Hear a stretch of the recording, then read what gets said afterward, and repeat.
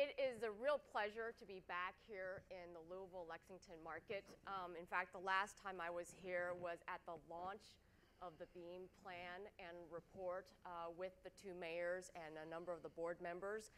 That was last fall, and I have to say it's been really exciting to see the momentum underway. I said then at the press conference, and I think I'm going to say it again today, the BEAM initiative, not just a collaboration between the two mayors, but with a lot of the industry and university leaders in this region, some of them on the panel here, it's already having impact. And it's already having impact in a couple of ways, I think clearly demonstrated by the Brookings team even being here in the last 24, 48 hours. One, and I think someone in the, one of your guests mentioned this to me this morning when I arrived. The first impact is it's already beginning to change the conversation in this region about the importance of advanced manufacturing. And Chip Blankenship yesterday said that one of the most important things that employers need to do is to change the conversation about the importance of careers and jobs in advanced manufacturing. I think the fact that everyone here in this room is talking about the future advanced manufacturing, that is already a win and beginning to act on it.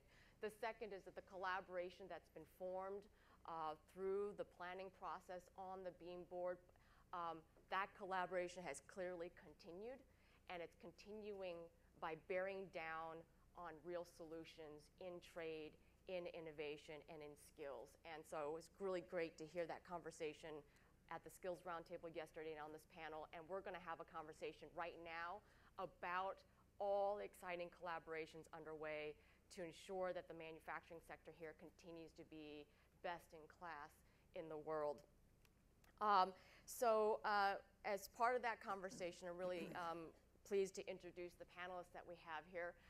Immediately to my left is Dr. Pinto, who's the Dean of the Speed School of Engineering at the University of Louisville, and he actually came here from across the border from the University of Cincinnati, and has actually been in the job since 2011. To his left is Venkat. And Mayor Fisher yesterday referred to Venkat as a one-name celebrity, kind of in the spirit of Cher or Bono, with the emphasis, by the way, on celebrity. But I'm going to go ahead and just refer to you in that one-name moniker. But Venkat is at GE Appliances. He is the Director of Research and Development there, and he is the paragon of innovation himself. He has generated 25 patents to date. And in fact, you're going to hear from him the work that he's now doing. He's really the driving force behind First Build with Dr. Pinto. Next to Venkat is Chris Kimmel. He is an entrepreneur. He's also, I think, a founder of lots of enterprises focused on innovation and disruptive technologies. He's the founder of the Kentucky Science and Technology Corporation. He's the founder of Idea Festival, and he's now the founder of two companies that are focused on high-value satellites and applications related to space, including at the International Space Station. So we're going to get to hear about that in just a moment. And then to his left is David Graham, who works for the mayor of San Diego. I think if you're sitting exactly almost the same seat as our German friend, you're like our German guest today. I don't know if you're from Germany, but it's always helpful sometimes to have an outside perspective. And in this case, we really wanted David to talk about the experience that San Diego has had in building up the innovation ecosystem in San Diego. He has had lots of history being part of that development over the last couple of years, but most recently he's now the Deputy Chief Operating Officer for the city on economic development and planning, and also has been the lead driver of the Global San Diego Export Plan. So just really rich experience on this panel. So I'm going to start with a question directed at both Venkat and Dean Pinto. What I really enjoyed from our conversation last week preparing for this panel was that you both were so bullish about the innovation climate and the innovation moment here in Louisville. And so I want to ask you to elaborate on that. So first I'm going to ask Dean Pinto why that is. You actually arrived here at University of Louisville about the same time that the BEAM plan and planning process started. So what have you seen have changed? What's changed here in the environment since you arrived here, and how has it actually changed the way you think about your role at the University of Louisville? Sure, Amy. Thank you. But I want to add one thing to my introduction first. Sure. And this is to Alan. I'm a professor of chemical engineering.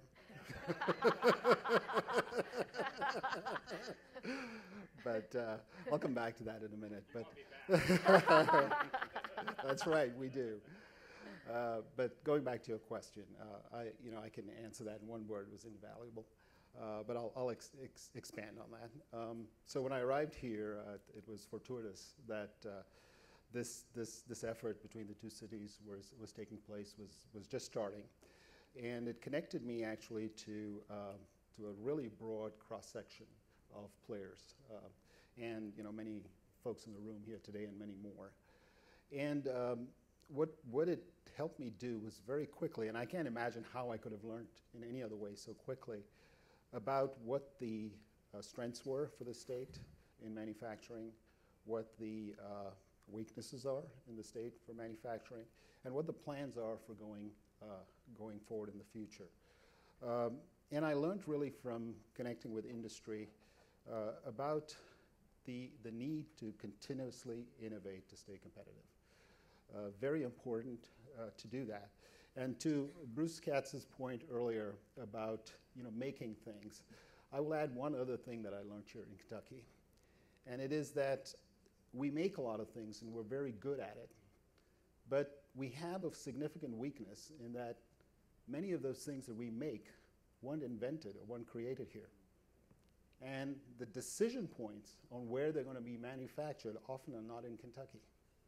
So in a way, we don't control our own destiny in many circumstances. And it's incredibly important that we tap into the human potential, the intellectual potential that we have native to the state, in order to ensure that good ideas take root here, that the entrepreneurs, the engineers, the innovators find Kentucky to be an attractive place to start new companies to manufacture products. So in my role, what as an educator, what is sort of my connection to all this? There's also sort of the disruptions that are occurring due to innovation, and particularly technological innovation. We're all familiar with what computers have done to our lives. I mean, we keep pointing to the cell phone as an example of that, but there are just all our lives are affected by technological innovations. And so there's that whole technological innovation, the digital connectivity that we now have across the globe, connects us as a global community. But then there is a good example of another technological innovation, which is additive manufacturing, or the popular sort of name to it is 3D printing. Most of people think of that as a new innovation. Actually, it's not that new. It's been commercialized since 1985 or 86 or 87, in that period. What's surprising is how long it's taken to create some commercial value out of that technology. And the research and development that went into bringing that to commercialization in the 80s preceded that by decades. So one of the things I learned from manufacturing is that we need to innovate continuously, and we need to be able to close the cycle time from the initial idea to the final commercial value in that product. Now here we have a technology that we think is new, but if we had different approaches to moving those ideas to commercialization, instead of having a 30 or 40-year lead time to commercialization, we could shorten that. So these are the things I learned. And so as an educator, it intersects with my responsibility in a number of ways. We're stewards of the human potential, is the way I like to see it. Nurturing that enormous intellectual potential. Let me tell you what we have in Kentucky right here, and we often fail to recognize this when we think of national and international rankings. At the Speed School of Engineering, and this is not unusual for any school of engineering, so you look at UK's as well, it's probably the same. The top quarter of our students who come into engineering score in the 99th percentile on the ACT exam. That's the top 1% of high school students in the country. They come to our schools here. Talk about potential. The average coming into our schools is in the 95th percentile. The top 5% of intellectual potential coming into our schools. Boy, they can be job-making machines if we just nurture them. And that's where we come in. So that's our connection to this. That's great, and I was really taken by your observation that it's not enough just to make things anymore. It's also important to design and create it here, or the ideas germinate here. So tell folks then, what are you doing at the School of Engineering to be part, to help drive the earlier part of the innovation process before we get to production? Okay.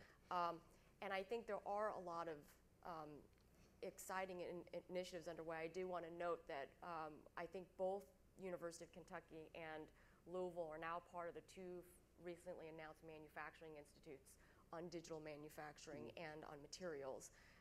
So maybe you can even touch on your roles in both of those. Sure. So when I got here, one of the key opportunities that I had as leading my school was approximately 40-acre piece of land that the university had bought that's adjacent to the School of Engineering. And this was going to be cleared, and a research park was going to be developed there. So, my initial sort of introduction to Kentucky was, and its needs, which I expanded on earlier, was through BEAM. And that started us thinking at the university about how we could connect in a more effective way. And also recognizing that, we were at a transformational moment here in engineering education, not just in the way we could connect to the community, but in the way we needed to educate our students. Because this revolution is going to change the practice of engineering. I'm convinced of that. In the future, engineers will not be practicing in the way they practice today. So we need to be ready for that in our schools of engineering. So going back to your specifically to your question, we conceived, just to come quickly to where we are now, we conceived of this institute called the Institute for Product Realization. And it's going to have four major components. Mm-hmm. It's going to have a co-creation concept, a co-creation core, which connects the digital platform to the physical making of things. And the physical making of things is going to come through the micro factory concept. So that's where we've connected, and these are ideas actually that came from brainstorming with GE following the BEAM introductions. And so GE has really led that effort with Local Motors in bringing that. And we want to expand that to products beyond GE's interest. So we want to make sure it's available to other innovators and other product lines, et cetera. So it's the co-creation with the microfactory. We're also going to have a launch pad in there. So a company like GE has the capacity to produce a product. If they think it has to go to full-scale manufacturing, they have the ability to do that on their own. Small, medium-sized companies or entrepreneurs don't have that capability. So we're going to provide a comprehensive unit within the Institute for Product Realization that is going to help them launch these products. And then we're going to have the educational and the research development component. Within a sub-portion of that is the Digital Manufacturing and Design Innovation Institute that is one of the national institutes in manufacturing. So that's an effort that we've connected to, which will be a sub to this Institute for Product Realization. That's great. So let's go ahead and turn to one of your partners, which is GE. And, Venkat, we've already mentioned First Build lots of times today. We were very excited about the visit we had yesterday with the mayor. But before I have you talk about that, I think I want to put in a larger context, which you had shared with me last week. Venkat went to the first ever Makers Fair at the White House last week. And I think it is an exciting time for makers and tinkerers. But he walked away thinking there's more to the makers movement than the maker themselves. They need to thrive in a broader innovation ecosystem. So I want you to elaborate on that. What do you mean by that, and how does First Build contribute to that? Okay, so last week we were at the White House Maker Fair, and Ted Smith was there with me and Kevin Nolan. So 200 people from the U.S. invited to the White House for this Maker Fair, and there were 3 from Kentucky. So it was a great event. And why did June 16th is the National Day of Making. There's a declaration there, and I think it is very significant because that was the acknowledgement by the country that there is a sort of a fourth industrial revolution happening, where people can design, they can come up with ideas, they can make stuff, and they can create things for the industry. And one of the things that the president said in his remarks is very true. What is DIY today, or what you're hacking today, is manufacturing in America tomorrow. And it's very significant. And number of examples there are, one of the things is Square. I don't know whether you know the Square. It's a new payment mechanism by which you put in your phone. That was actually hacked together in Tech Shop a couple of years ago. It's a product now. There is a company, and they're worth billions of dollars. So why it is important is, if we went to the White House Maker Faire, the prime exhibit was a giraffe camera. It was a giraffe. It was going around, and there was a camera mounted on it, and that was what was broadcasting the event. So what has a giraffe cam got to do with anything? I think it is a starting. There was a giraffe cam. There was Lisa Fetterman, who developed the first sous vide immersion heater, and she's got a company. She has sold 4,000 of those. There was a kid who had, 12-year-old kid, CEO of his own company, who had shrunk a small Adreno to do stuff. And why it is important is that is the starting point of where ideas come from, where designs come from, where new products come from. And it is a big acknowledgement, and that is going to change how we manufacture stuff in America. Okay. And that's why we were there. And why we created First Build, I think we have acknowledged that those are the products of the future, and the only way, the biggest competition for GE is not from Korea or China or Mexico. Today, when I look for stuff saying what is new, I go and look at what is the highest funded project in Kickstarter, right? And today's highest funded project is the world's smallest microphone. It's got funded for about $1.2 million. Although Apple bought Beats for $2 billion, there's someone getting funded for $1.2 million. So that is the big significance. And what we're doing with First Build is, we created the subsidiary of GE called First Build. It is about a couple of miles from here. And we are inviting anyone with an idea on appliances, saying that you come work with us. We will develop a product. We'll test it out by doing low volume manufacturing. And if it is successful, we'll scale it up and make it an appliance park. And it's not going to be free. We'll pay you a royalty for your idea, and we will let you keep your intellectual property. So we'll work with you and do it. So it's a totally new, different business model, and we see that as the way to go as makers and new ideas come in through the market, and that's going to be the future. And so then can you elaborate then on how, why the First Build model is the best approach for GE's business interests, and then how that also not is only good for GE, but we even talked about it a little bit yesterday. Why is it good for the larger innovation climate in the region? Okay, we talked a lot about workforce and skills development. One of the things you realize in GE is, it's a big company. We have, I think we have about 80,000 engineers and researchers. Okay, but one of the things you realize over the years is, even if you have all the people, you trust your engineers, not all the best people work for you. They work for someone else. Okay. And part of it is, can you, and going back to Bruce's earlier comments, right? Can you tap a global network of intellect and create products?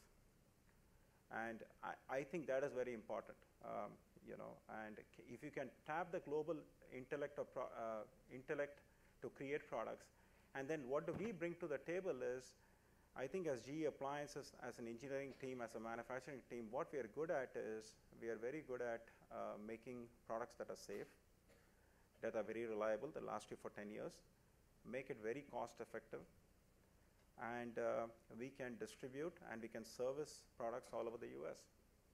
So if we can take that capability, which is our core strength for 60 years, and pair it with the intellect all over the world, and we partner and we create products, then we win, and we create more jobs in the US, and we fill our factories. That's great. Let me turn it over to Chris now. I read an article, I think it was maybe an interview with you, and it said that you started Kentucky's emphasis and focus on science and innovation even before Al Gore invented the internet. So in other words, you've been on this, on this bone for a long time. And through the work at the Science and Technology Corporation and through Idea Festival. I just wanted to ask you, given over the last couple of decades, and then even to the conversation today, is what's changed in the innovation ecosystem here? What's the kind of impact or progress you're seeing here in the region? Well, I think we're tremendously ahead of where we were, 15, 20 years ago. I think there's certainly a growing recognition among the leadership, both in the public and the private sector, that it really is all about innovation, and it's about entrepreneurship and creating new value and creating new companies. And I think that's fundamentally different. And I think we're seeing, just this event today is certainly a validation of that. So I think there's been just a sea change of ideas and through leadership of, certainly Mayor Gray, Mayor Fisher, the Economic Development Cabinet in the states, Governor Beshear and others. I think we're seeing a real change in that area, and I'm very optimistic. On the other hand, to mirror what Neville said, unfortunately, we are still a state that does a really good job at putting together other people's ideas.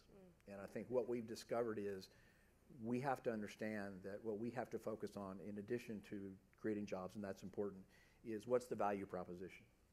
We need to discover, invent, and design. And I think that's what we need to be focusing on. So we've made a lot of progress. On the other hand, and you look at things like per capita income. Per capita income in Kentucky has basically been unchanged for about 40 to 50 years. And even if you look at it as a percentage of the national average, even if you look at Lexington, Louisville, they do infinitely better than the rest of the state, but they're not really, have not kept up with a lot of their competing cities. And this doesn't mean, I'm not suggesting to say the sky's falling, we're not doing, we're actually making progress, but so is everybody else. Mm-hmm. And we live in a very, very fast-paced world. So I think we've made a lot of progress. Things like the BEAM initiative, things like this event are incredibly important. But we have to understand that it's not a sprint, it's a marathon. And we have to really be making very, very important strategic investments in the right areas, and understanding that we have to be creating more of those kinds of jobs that have value and are the basis of creating new ideas that, in fact, in many cases, not all cases, yes, we can build and put together. So I think you've identified just a couple areas of more progress that needs to be made. So what's your priority right now with the corporation? What's one of the things that this region or the state needs to work on? Well, one of the things we do is we work very closely, of course, we're an independent nonprofit company, so we're not part of the state or the university. We work very closely with the State Economic Development Cabinet, Council on Post-Secondary Education, UK, U of L, Moorhead, the various universities. One is we also design, we manage the Kentucky Enterprise Fund, which is now the state's largest early-stage venture fund. We probably have about 55 companies now in our portfolio, and we're working very, very hard we've changed our philosophy a little bit, providing a lot more hands-on work with those companies to grow value-added companies and to look at that. That's certainly a priority. We're also, you mentioned also, we have two companies. One's called Kentucky Space. They're subsidiary companies. It's a nonprofit company, and we just created a for-profit company about 7 months ago called Space Tango. And we're putting a lot of emphasis on that because we think that those companies are, and what they're involved in holds a lot of potential for the marketplace and also just for the kind of the ecosystem here. We build and focus on very, very small novel spacecraft for orbital insertion and also technology for the International Space Station. And from that, back in November of this past year, within 48 hours, we launched three satellites, one from Wallops Island and two more from Yasny, Russia, that were launched within 48 hours. The two satellites we launched from Yasny, Russia are about the size, they're the smallest spacecraft ever designed and put in orbit that worked. And they came from Kentucky. And many people don't realize that. And we're also now have built technology that's permanently installed on space station. We're designing some very, very novel new technology for station. And so I think from that standpoint, we're putting a lot of, because that's an example of something where the design and the knowledge is coming from here. Not, we collaborate all over the world, but it's being developed here, and we're manufacturing it here. So I really want you to talk more about Space Tango. In some ways, you're, as a corporation, helping a lot of other entrepreneurs getting started, and then you yourself now are leading one of those new entrepreneurial efforts. And you mentioned on the call last week this new partnership with FedEx too. Right. What I also think what's interesting about Space Tango and maybe all the other entrepreneurs that you're helping to spark is that you're helping this region diversify its manufacturing capability beyond, I don't want to call it legacy, but beyond the mature industries that are here, around auto, around appliances, around bourbon and foods. You're moving now into space and satellite technologies. So give me a sense, so talk more about Space Tango and the origins of what capabilities are actually here in this market that allowed you to do that. And that says something about the innovation ecosystem here too. Well, I think one of the things we make a mistake in thinking, we tend to compartmentalize things. When you're designing for space, you're designing for innovation, right? I mean, we're designing subsystems, small radios, we're into power systems, communication, attitude control systems, all sorts of different things. And so one of the things that happens when you design for space is you're designed to innovate.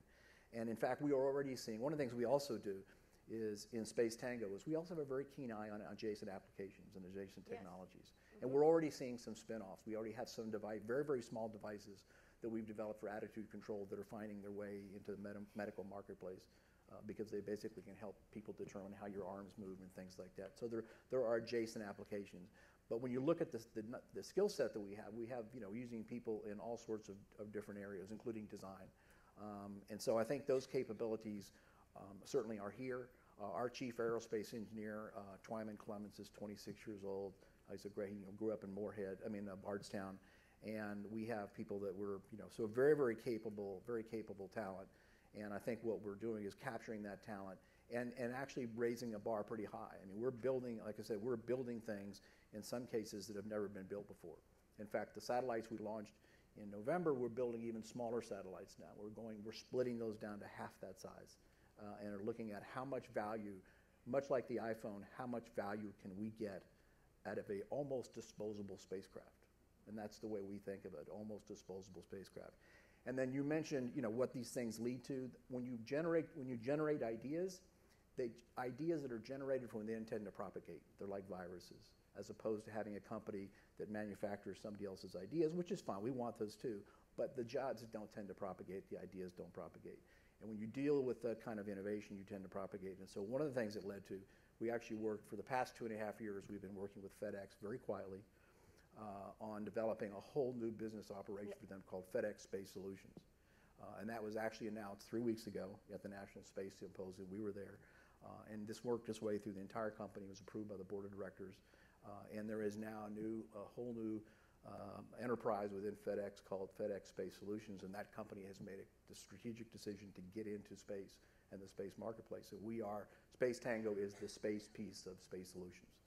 So we're working with them to co-design processes, technologies, strategies, et cetera, initially for the movement of space assets all the way to the launch and then back. And then how do the technologies that are involved to track that and make sure that there's very high integrity, including when stuff returns from the International Space Station, how do we get it, basically one splashdown back to the lab and beyond that. So that has been a very, very important, you talk about global, it's a global company, $40 billion.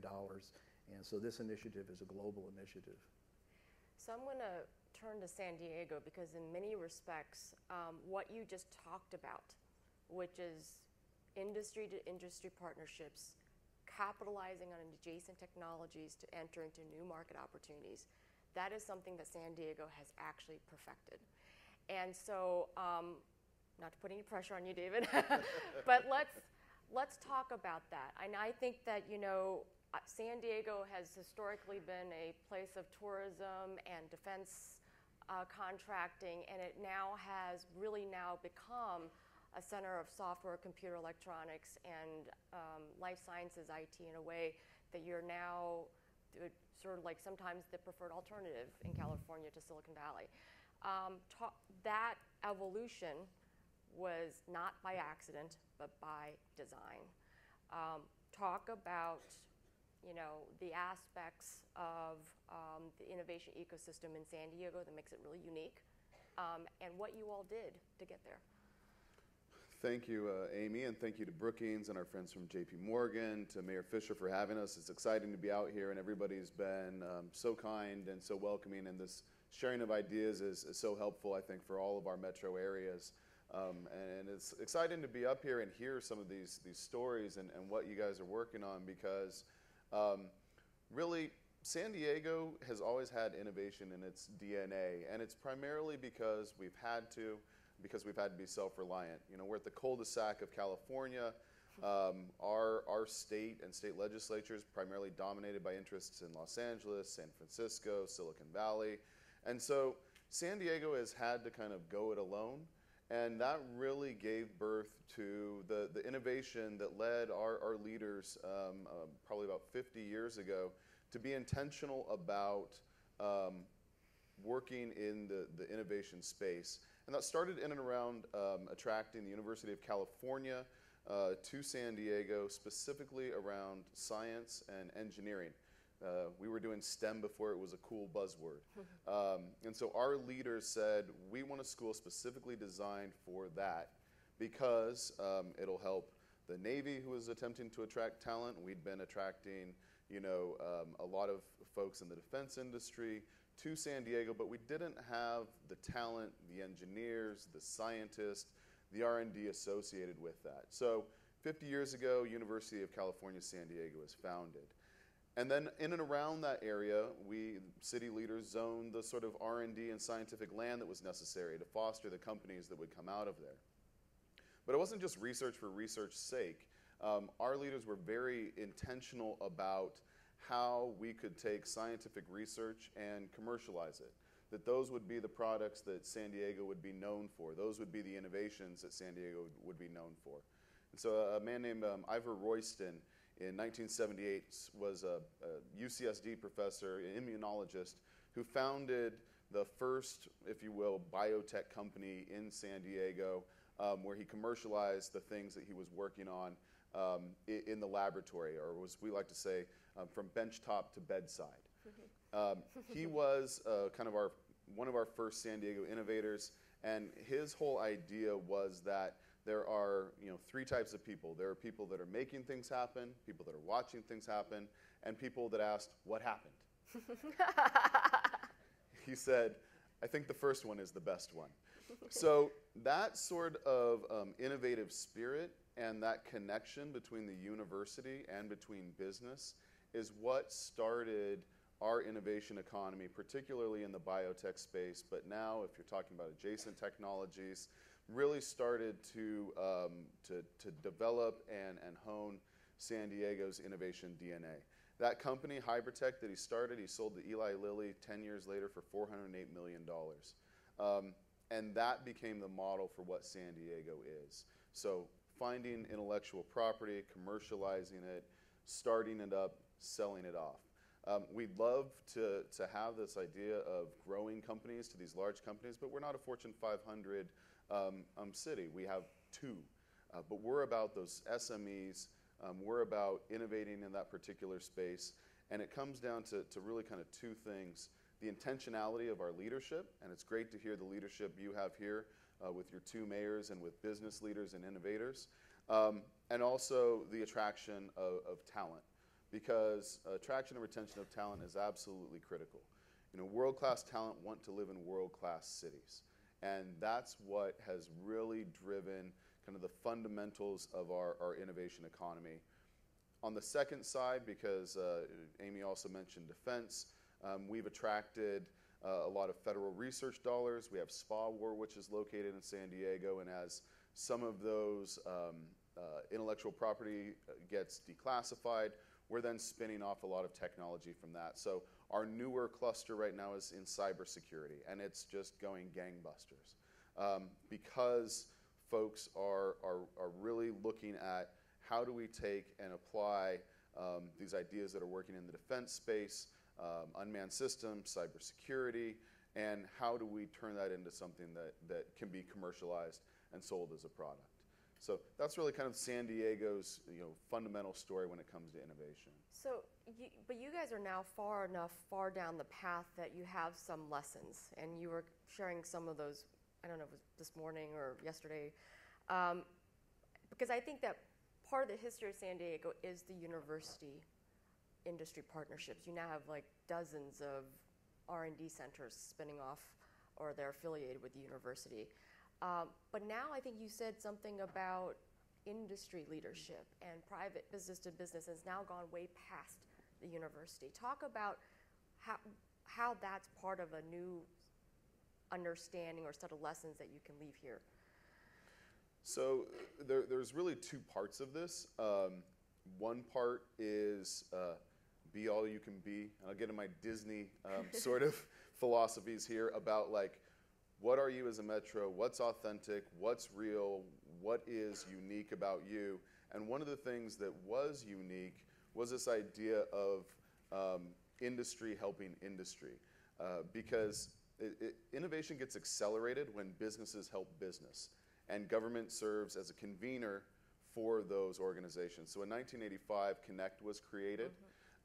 This was a collaboration, again, of innovators who came up with an idea of creating an industry organization that was primarily focused on how we help startups, how we help tech, how we grow them. And they invented this model that's been really successful called the Springboard model. It's basically taking more mature companies or people who are in industries, taking those that have a business plan, putting them through this mentorship model where they're helping you with your business plan, with marketing, and then also with connecting you to VC.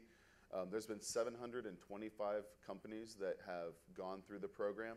65% of them are still in business, and they've drawn down about $1.4 billion in investment. I had nothing to do with any of that at any point in time from the government side, because what we really do is ask industry, how do we help you help each other? And so we not only have Connect, we have Clean Tech San Diego, we have Biocom, we have these industry organizations where we serve as the convener amongst them. We serve as the ones that help everybody work together and get along. For example, like our San Diego model is about that collaborating to compete. These organizations, we would love for you to be a member of our EDC, of our chamber, and whatever your respective industry organization is. We don't compete across those organizations because each one, which frankly don't get much, if any, government funding anymore, each one have to give the value proposition for why you should join their organization. So they're really self-sufficient. They're not based upon what the state or city budget is. And it's industry helping industry, and then industry clusters helping industry clusters to really build our entire economy in San Diego. Great. We're going to turn to Q&A in about 3 minutes. So I want you to start thinking about questions you want to ask these panelists. I'm going to ask you one more question, because I do think that even though we've spent a lot of time in the last two panels talking about skills and innovation, we didn't spend enough time about what this region is doing on trade. And we did acknowledge, though, that there is an export plan here with some additional support from JPMorgan Chase. So, David, your team also has launched an export plan. You're also in the middle of building on that export plan with a foreign direct investment strategy that's more aligned. Tell this group how exports and FDI improve on your innovation goals. So we have the sort of mature innovation economy, and that's chugging along. But we're hitting this sort of wave, and it really was through a lot of the research with the Brookings Institute and then some of our own research combining those two things together, where we realized that although we're a border city, although we're on the Pacific Rim, being on a border does not make you a global city. And San Diego had kind of lost its way when it came to its global identity. If you're going to be an innovative city, you have to be intentional about your global identity. And that's why we began and launched an export plan earlier this year, why we're in the middle of creating an FDI plan. Because as I sort of described, we're about startups, we're about SMEs, building those companies up, then hopefully you sell that off. The churn of capital is really what is exciting for San Diego. So we see the two pieces as being absolutely critical. First, for exports. For those small and medium-sized companies, we want them to be going global first. We want them to be thinking about the products, the services that they have and provide, not just in the context of, okay, can we sell it in California? Can we sell it domestically? We want them to start. We're starting to plug this into a lot of our business-to-business mentorship of perhaps your product makes sense in selling in Munich or in Singapore, and be thinking about that. You're still a San Diego company, but you're thinking about your global identity from the outset. So we see exports as a main area where our small and medium-sized companies can really find new markets, can accelerate their growth, and get to that size and potential and profitability that really drives and retains jobs. And that's around also our retention strategy, because the wheels have come off the attraction economic development game. We're much more about expansion and retention, and that's why exports are critical. And then FDI is also necessary in San Diego from the standpoint of, again, we're not Silicon Valley. We don't have the same sort of VC, but we do have a churn of M&A that we see companies getting to a particular size, getting bought by an overseas company, changing hands multiple times, but then that capital goes right back into whatever the next venture is in San Diego, the next new company, and that has really, that sort of capital churn we see as replacing some of the other VC. So both those two pieces, and then creating our global identity, being intentional, is where we see the future of San Diego's economic development activities going. Great, thanks, David. So any questions from the audience? We're still thinking. Oh, great, go ahead. Yeah. Can you identify yourself, please? Neville Blakemore, citizen or chairman of Great Northern Building Products, a small manufacturing company here in town.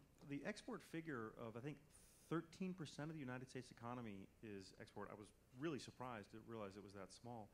What's a realistic goal over the next 5 or 10 years? And then Kentucky, our export base, what's a realistic goal over the next 5 or 10 years? So, I guess I'll start first on that question. We do think that we in the United States still remain a nation of under-exporters, even though at the national level we have hit record levels of exporting, which is great. And yes, there's a debate right now about Ex-Im Bank reauthorization, but I think the overall message we should be saying is exports has been a major driver of economic growth since the recession, and we need to keep that momentum going. And so there's positive momentum right now for a lot of our companies on global markets, but we should be doing more. I think when we look at our trading partners, even in the EU, it's 15%. When you go to Canada, it's almost closer to 20% of their economy is global oriented. Hard to compare to a Japan or a Germany because they're so small countries. They need to look outside their international borders to trade. But when you look at large internal markets like a Canada or like an EU, and you see their trade orientation at 15, 20, 30%, it says that we have a lot more potential in the United States to engage the world as a source of economic growth. I don't know, I might turn to Haley or the mayors about whether or not there's a goal for Kentucky on export orientation. Do you want? Well, in the current export program we've got working with Chase, the goal is to increase the number of companies exporting. With the program we have with Chase and export assistance, the goal is for the Beam region to increase the number of companies exporting by 50% over a 5-year period. And so we should be at around, I think, 30% right now. Our actuals are 40%. So it looks like we're going to achieve that goal in 4 years. So our folks are doing a good job, and it shows a thirst with the SME sector for learning about exports. To us, that's the easiest way for SMEs to grow. They don't have to invent a new product. They don't have to have a new service. Just find out who in your market or who around the world can use your product. And we then go on to say, if you have international competitors and you are not exporting, you're probably going to be out of business in 5 years or so because they're coming into our market with their products. So that's our primary market. And of course, our big companies where we get our big numbers are from Toyota, Ford, GE, et cetera, but then massive SME growth as well. Great. While folks are still thinking out their questions, I'm going to ask a question for Neville, Chris, and Venkat. Part of innovation and having it in your DNA, as you said, is that you're constantly thinking about new opportunities, new markets, what's around the corner, and really leveraging that, improving, constant improvement, constant innovation. What's around the corner for this region? What's next? There's a lot, you said, there's a lot of momentum. There's a lot more things we can do. There's now this inherent creativity you're tapping, but what's next? What else should the region and the companies and the entrepreneurs in this region be looking ahead towards here? I think, let me start off. First of all, I think you're right.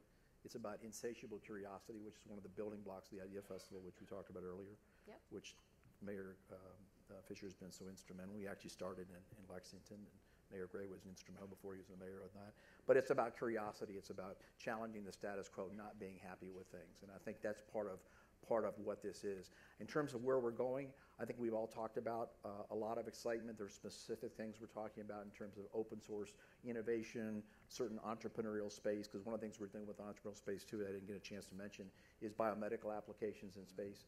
We're doing a lot of work right now flying biomedical cancer cells, looking at cystic fibrosis, other kinds of things, how they operate in microgravity, because we don't know that. But the other thing I think it's important for us to know, and why it's so important that we innovate and so important that we remain agile, is that quite frankly, we don't know what's coming. Mm-hmm. If we went back 6 or 7 years in 2007, which is not that long ago, we talked about a high school counselor, and a student walked into a high school counselor's office and they said, "What do you want to do?" And she said, "Well, you know what? I want to build software for smartphones and do iPhone apps." They'd have thought she's nuts because they wouldn't know what that was. Mm-hmm. And since then, we've got iPhone, we've got Twitter, we've got all of these things, Google Glass, all these new innovations coming. And I think what we have to understand, all of us, is that we do not know, which even puts more emphasis on education and being versatile and the ability for lifelong learning and this open source, because open source is collective intelligence. It's getting other people to help us do that. Because, that's why I'm not a huge believer in strategic plans unless they're like about 3 months. Then they're pretty good because we just don't know. Well, if I can, just 1 second on that. Mm-hmm. So from the government side, what this teaches us is that innovative cities are fearless and shameless. And those two things are very difficult for us to do, but this sort of excitement and energy is exactly what's pushing us to push the envelope on how we engage with those folks. So it's exciting to hear those. Do you want to add, Neville or Ken? Well, I have a slightly, I agree with what's been said, but I'll give you an add to that perspective, I guess. So I look at innovation at 2 levels. It's sort of what we're talking about right now is sort of shorter range innovation. It's more of what I categorize as applied research. We should not forget that those are enabled by long-term investments in R&D. Those are the transformational innovations or discoveries. And what I think there's an opportunity here is, if you think about how our nation's R&D has been primarily funded, it's been funded centrally by the federal government. And the priorities have been very much in defense, health, some basic research to the National Science Foundation, energy and environment. Those are sort of the big, in agriculture to a smaller extent. But going way back before my time, but these, my professors used to talk about this, industry was much more committed to basic research. And then the competitive environment sort of didn't make that an option. Now as we connect in this way, this is an opportunity. I think the future is in private investment, starting to see the opportunity and starting to fuel some of this basic research and not just looking for the short-term app development or sort of the little incremental innovation, but also funding really transformational work that can keep us, that's what keeps this country at the forefront, is those basic breakthroughs. Again, I go back to what I said earlier. It takes just too long for these big breakthroughs to realize commercial value. The internet, for example, we think of that now as part of our daily life, but it took a while for business to buy into it. It was out there for decades. You just didn't see the opportunity. So as we connect, as we close this loop, it's got to be quicker, because other countries are going to get quicker at doing this, because they're reinventing their R&D operation. And they're not going to do it exactly like we did it. It's going to be slightly different. It's going to be current to the times. So just a comment a little bit on a broader scale than what you would ask. But my perspective, I agree with Neville, right? I think both are important, right? There is an applied portion because at the end of it, like GE or any other company here, you make your bread and butter by selling things tomorrow. So the speed to market is important. The other side is the basic research should not be forgotten. And coincidentally, Amy, I don't know, the memory is very short, but 3.5 years ago when Beam started, or 3 years ago, that was the first time through the Beam meetings I met Neville and the UK Dean for Engineering. And that's where we started. We did our first research agreement. We existed here for 60 years. University of Louisville has been here longer. And we didn't have a research agreement between GE and University of Louisville because we couldn't agree on intellectual property. And that triggered off, and we started with the University of Louisville first, and then we did UK. And we have ongoing research, which is longer term. And with this product realization and the first build that we are setting up, we are getting into more practical things. And I think the biggest space asset we have got, and we brought it up in the first Beam meeting, is I think we are one of the centers in University of Louisville where we are more additive manufacturing than any place in the US. They had metal printing even before most of the other people had thought about metal printing. So there is a lot of infrastructure here which we don't realize. That's great. Probably time for one more question. So do I see a hand up? Is that Haley's hand up? Okay. Yes, hi. Or over here? I think I'm blinded by that light. Go ahead. Hi, my name is Scott Wells. I'm with the, with the Advantage Kentucky Alliance, which is the manufacturing extension partnership for the state of Kentucky. My office is at Northern Kentucky University. One of the programs we offer to the manufacturers of the state is innovation engineering, which is a process-driven approach to creating, communicating, and commercializing meaningfully unique ideas. It reduces the risk and increases the speed for new ideas to get to market. But what I've seen with talking with manufacturers throughout the state is this level of fear and reluctance to innovate. That the two major things that CEOs say is that it takes too long and it's too risky and too expensive. And that it seems that the manufacturers on the beginning of the life cycle really embrace it. And those manufacturers on the back cycle that say, if we don't do something different, that we're not going to be here. But everyone else in the middle is reluctant to change and embrace innovation. I appreciate your thoughts on overcoming that level of fear to innovate and embrace a process-driven approach to it. Why don't you answer that? Yeah, I just have one. I mean, we often say, and I believe this, there are two kinds of companies in the world, innovative and dead. And I think we have to work with them. I think we have to, and I think people are doing that. But ultimately, they will go out of business. And I think we need to impress upon them, because it's important to everybody, that this really isn't an option in today's world. If you're not going to be innovative, if you're not going to that's the only competitive edge we have. You have to outcompete your competition. And if you're not going to do that, we understand all the fears, but you're not going to be around. So that was a great discussion. And before we thank them, I just want to close with just a couple observations.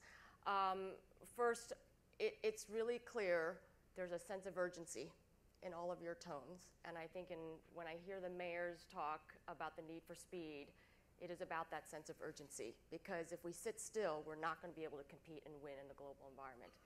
So I think that's where you're at. And I think it's a great place to be. I want to say on behalf of Bruce Katz and myself, we have been part of this community since the merger. I will go back and remember we put out a report with this community called Beyond Merger, which was really about how does this, at least this region, post-merger, not just move up the rank from being the 64th largest city in the country and to the 16th largest city in the country, not just move up in rank, but move up in real economic value.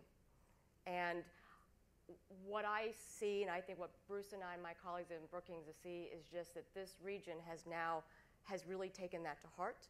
And not only are you thinking about your ranking inside the United States, but you're now really understanding your position in the global economy.